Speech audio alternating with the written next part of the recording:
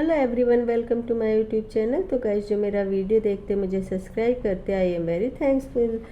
तो हल्की हल्की गुलाबी ठंड शुरू हो गई है और ठंड के मौसम में घूमना फिरना, पिकनिक पर जाना या लॉन्ग टूर पर जाना सभी को अच्छा लगता है, क्योंकि कुछ टाइम के लिए हम सारी टेंशन को भुलाकर बढ़िया खाना पीना खाकर, शॉपिंग करके और घूम फिर कर काफ़ी दिनों के लिए एनर्जी कंज्यूम कर लेते हैं। तो आज मैं ऐसी ही जगह का टूर करवाने वाली हूँ जहाँ पर जाने का दिल हर किसी का करता है, और सुबह जाकर शाम कब हो जाती है पता ही नहीं चलता। और खाने पीने, बोटिंग करने, झूले, शॉपिंग, आप यहाँ पर भरपूर लुत्फ़ उठा सकेंगे। और आप किसी भी शहर से हैं तो एक बार ज़रूर इस प्लेस पर घूमने आए, आपके लिए ये उम्र भर के लिए यादगार बन कर के रह जाएगा। तो आज मैं दिल्ली के इंडिया गेट की बात कर रही हूँ। तो हम लोग जब भी सुप्रीम कोर्ट जाते हैं ना, तो गोल चक्कर पर गाड़ी चलते चलते इंडिया गेट गाड़ी में से बहुत दूर तक दिखता है। तो मैं अपने बच्चों के साथ, मेरे बच्चे जब छोटे थे ना, तो कई बार इंडिया गेट जा चुकी हूँ। तो वहाँ पर हमने बोटिंग की, भेलपूरी खाई और मेरे बच्चों ने झूला झूला। और कॉटन कैंडी मुझे बहुत पसंद है, तो जब मेरे बच्चे कॉटन कैंडी खा रहे थे ना, तो मैंने भी उनसे ली और कॉटन कैंडी खाई। तो वहाँ पर कहीं भी हम ऐसी जगह घूमने के लिए जाएं ना, तो हमको ऐसा नहीं लगता है कि बिग बॉस की आंखें हमको देख रही हैं। वहाँ पर हम लोग शाम तक घूमते रहे और उसके बाद प्रगति मैदान में गए। और मुझे ऐसी जगह पर घूमना बहुत अच्छा लगता है कि जो जहाँ पर नोटिस करने वाले ना हो कि हम क्या खा रहे हैं, कैसे घूम रहे हैं, किस तरह से बात कर रहे हैं, क्योंकि मुझे एकदम देसी लाइफ वाला अंदाज पसंद है। और इंडिया गेट के मुख्य रूप से इंडिया गेट को मुख्य रूप से अखिल भारतीय युद्ध स्मारक कहा जाता है और नई दिल्ली के कर्तव्य पथ पर स्थित 43 मीटर ऊंचा है इंडिया गेट। एवं यह स्वतंत्र भारत का राष्ट्रीय स्मारक है, जिसको पहले किंगवे कहा जाता था। और इसका डिज़ाइन सर वालेन शाह ने तैयार किया था। और यह स्मारक पेरिस के आर्क डे ट्रायम्फ से प्रेरित है और इसका निर्माण 1931 में हुआ था। और इस स्मारक का निर्माण 90,000 भारतीय सैनिकों की स्मृति में किया गया था, जो कि ब्रिटिश सेना में भर्ती होकर प्रथम विश्व युद्ध और अफगान युद्ध में शहीद हुए थे।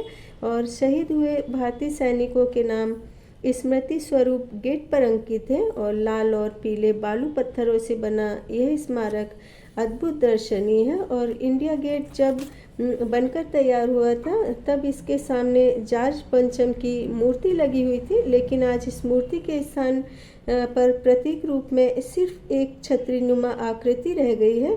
और भारत की स्वतंत्रता के पश्चात इंडिया गेट भारतीय सेना के अमर हुए अज्ञात सैनिकों के शहीद स्मृति बनकर रह गया था। लेकिन अब इस गेट के नीचे अमर जवान ज्योति स्थापित की गई है और एवं यह ज्योत अखंड ज्योत के रूप में हमारे शहीद हुए सैनिकों की याद में हर समय प्रज्वलित रहती है।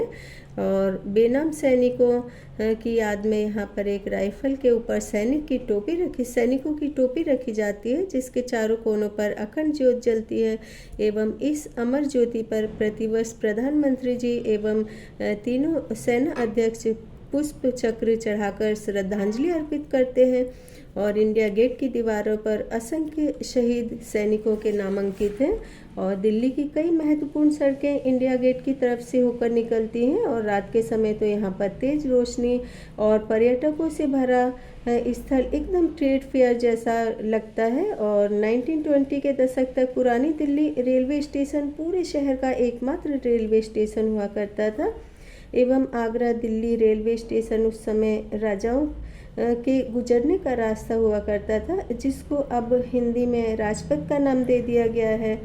और वर्तमान में ट्रेन इंडिया गेट के निर्माण स्थल से होकर के गुजरती थी। और बाद में इस रेलवे लाइन को यमुना नदी के पास स्थानांतरित कर दिया गया। और दोबारा सन 1924 में जब यह मार्ग प्रारंभ हुआ, तब कहीं जाकर स्मारक स्थल का निर्माण शुरू हुआ। और 42 मीटर ऊंचे इंडिया गेट से होकर के कई महत्वपूर्ण मार्ग निकलते हैं। काफ़ी पहले इंडिया गेट पर वाहनों के आने जाने की वजह से बहुत ज़्यादा ट्रैफिक होता था, लेकिन वर्तमान में बड़े वाहनों की आवाजाही को प्रतिबंधित कर दिया गया है एवं सायकालीन स्मारक को प्रकाशित किया जाता है। उस वक्त इंडिया गेट के चारों तरफ एवं राजपथ के दोनों साइड में घास के हरे भरे मैदानों पर काफ़ी लोग इस रोमांच से भरे दृश्य को देखने के लिए आते हैं एवं 625 मीटर के व्यास में स्थित इंडिया गेट का षष्ठभुजीय क्षेत्र 3,06,000 वर्ग मीटर के क्षेत्रफल में फैला हुआ है और प्रतिवर्ष 26 जनवरी निकलने वाली परेड राष्ट्रपति भवन से शुरू होकर इंडिया गेट से होते हुए लाल किले तक पहुंचती है। तो इस तरह के टूरिस्ट प्लेस की रोचक जानकारी के लिए मेरे चैनल को सब्सक्राइब करें।